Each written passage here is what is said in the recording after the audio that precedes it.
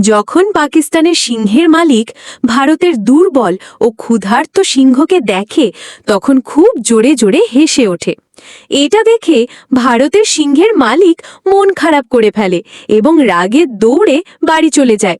তারপর সে তার সিংহকে বোতল ভর্তি দুধ খাওয়াতে থাকে।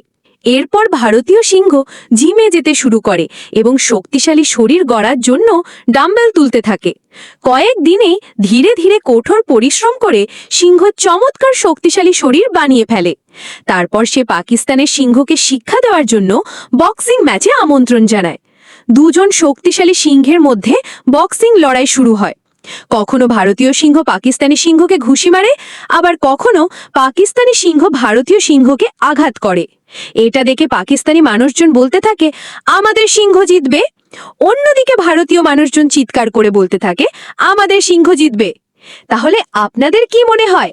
পাকিস্তানি দর্শকরা কমেন্ট করবে আর ভারতীয় দর্শকরা লাইক সাবস্ক্রাইব করবে। দেখা যাক বেশি ধুম কোথায়, পাকিস্তানি নাকি ভারতে।